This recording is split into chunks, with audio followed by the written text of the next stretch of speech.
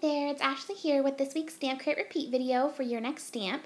This week I'm going to be making a card that is a masculine shaker card, and I get so many requests for masculine cards, so here is a really cute one. I think this little teddy bear is just so precious fishing, and I think this would be a really cute one to give to my brother for a birthday card, or one of my brother-in-laws, or my dad or father-in-law. So it's got the "You're a Great Catch" sentiment, and at the bottom I've got sequins, and at the top I make it a shaker card just with some confetti so it doesn't cover up the sentiment. And then I've got some gumdrops on there. So I'll get started and I'll share with you what I used to make it. I'll put all the products in the description box below for you so you can find them over in the Your Next Stamp store. I used the Black Olive Your Next Stamp ink. I also used the Seize the Day sparkly gumdrops. I use these beautiful turquoise ones and they're sparkly. They add some nice dimension there to the front. I also use these Michaels confetti pots. I just got these at Michaels down the mixed media aisle. I used the blue there and also that white fluffy color. I pulled in some sequins from my stash, just an assortment of different blue colors that I thought would work nice. Then I used the new Seize the Day paper pad. This is such a cute paper pad. I love all the blues in it. I use this navy stripe. You get 2 of each color, and I have used quite a bit of these papers already, but I'm just going to flip through so you can see all the cute patterns. Then I use this stamp set. It's called Great Catch. It is so stinking cute. I just loved coloring this up, and you get the "You're a Great Catch" sentiment. And a really cute way to make this into a feminine card would be to put a little bow on the little bear's ear there, and you could color up her little fishing jumpsuit in like a pink or purple color. Would be really cute. So you could definitely use it for masculine or feminine cards. This is the window panel die, and this is the background die that I'm going to use for the shaker component. I love this die so much. It has the nice stitching, and it's so cute how it has the 2 different spots. So you've got a nice spot there for a sentiment at the top, and then you have the bottom part for some more shaker bits. So let's get started. I'm going to start by taking the Seize the Day paper, and this one I'm going to cut out using the window panel die there. I love this navy so much. It's such a nice navy stripe. So I've got the background there, and now I'm going to take some of this foam, and this is adhesive foam. I purchased this at Walmart in the craft section, and it is foam that has adhesive sticky on the other side. So I'm going to cut out 2 of these. This is going to give us some dimension to make our shaker portion. And now I'm going to stamp out our little sentiment and our little image here. So I'm just using the Black Olive ink here, and I'm just inking it onto that piece of cardstock. I'm going to take a piece of white cardstock and trim it behind that window panel die there, and then I can add in our sentiment. So I'm just making sure it's lined up, and then I can add that on, and it just fits so perfectly inside there. So I've got all of my little bits here, and then I also have a little piece of packaging for the front. So I'm just going to go around this panel here with my adhesive, and then I can adhere on this piece of packaging. You could use any type of acetate that you want, but I just used a piece of packaging, and it was a nice way to recycle it. And then I'm just trimming around the outside so it's nice and even. Now I'm going to take these little foam pieces, and they have the adhesive on the back. You could just use regular foam and just add your own adhesive, but it's so much more handy that it has the adhesive because it just does it for you. And it also makes the foam a little bit more sturdy. To be honest, the foam isn't super sturdy, so I always end up having to trim around the outside a little bit when it gets a little wonky or misshapen. So definitely it's easier with the adhesive one because I find it's not as flimsy. So I'm just going to take that last piece off and put it down, and then I'm just going around the outside trimming off this little excess. As you can see, because it's kind of stretchy, it goes out of shape just the tiniest bit, but it's really easy to just trim that part off.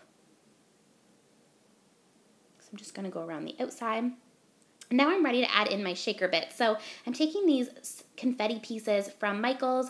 I've got some white and some blue, and in the top part with the sentiment, I only put confetti because I don't want to cover up my sentiment, but I still want some shaky bits up there. So I saved the sequins for the bottom portion. I put some pretty navy blues, I put some whites in and some glittery white ones, and then I'm putting in some lighter blues and a little bit of tealy color blues.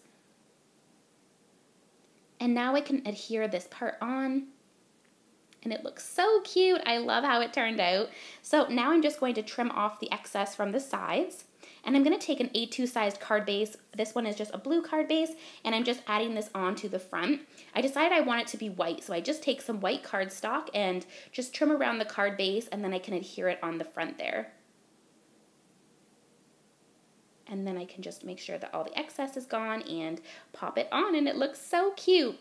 So now let's do the Copic coloring for this cute little image. I'm starting with G02 for the little fish.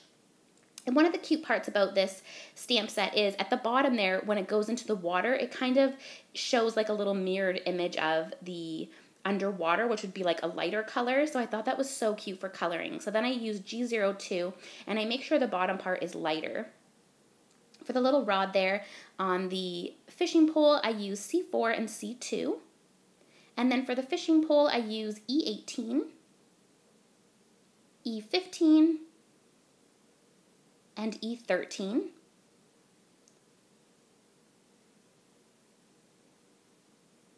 And then for the little water droplets and also the water, I'm going to use BG13 for all the little like waves or water bits here. And then I'm going to go in with BG10 and just add a nice little base coat for the whole bottom of the water there. I don't blend it so much as I want it to kind of, the darker portions of the waves to kind of stand out against the lighter part. Now I'm going to do the little jumpsuit for the bear in B28. And then I'm going to blend that out with B24. And I try to keep the lighter portion near where the water is. And I go back in with the darker color just to darken that a bit. And now I'm going to do the little teddy bear. I use E59 for him. And I'm just adding all the darkest portions. He is such a cute little teddy bear. I love this image so much. And then I go in with E57 to blend that out. And you could just do the blending technique, or you can go back in later and add a little bit of flicks to give it some fur. And I do that at the end, give it just a little tiny bit of flicks for the fur. Then I use the E55. And I'm just trying to get a really good blend here. And the paper that I'm using is the Recollections 65-pound cardstock. Then I go in with the E53 and just blend that last little bit in. And now I can go in with the R20 for the cheeks and over the ears, and I just go over it with E53 just to give it a nice blend there. And then I take the E57 and I'm just adding a few little flicks in around all the little areas where I feel like there would be some dimension from the fur. Now I'm going to take my black jelly pen just for the eyes and then the nose and then also the eye of the fish, and I go around the little dots on the fishing pole there as well. And then I just use the white jelly pen to add 3 little dots on the bear's cheek, a dot on the fish's cheeks, and then just a few random accents just to really make the image pop.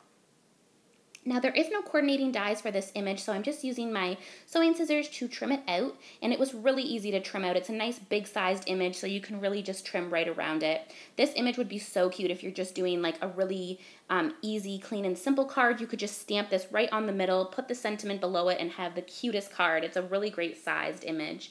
So as you can see, it takes up a good amount of the front there. And I'm just trying to decide where I want it. I want the bottom shaker part to show, so it looks like the water is moving around there and I've got the glitter. So I kind of put it in the middle of the card so I can get that nice bit of shaker at the bottom. And I'm just going to take my adhesive and adhere that down.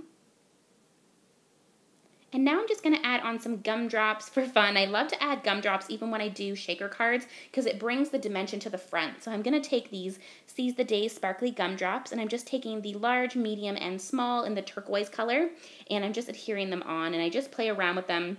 The nice thing about the gumdrops is they're super sticky and they always stay in place, but you're able to lift them up. So if you put them in a spot and you change your mind, they come up really nicely. So there is my shaker card. I hope that you guys enjoyed this video. I will put all the products that I shared in the description box below. I would love if you left a comment and subscribe to this channel, and I will see you guys in next week's video. Bye now.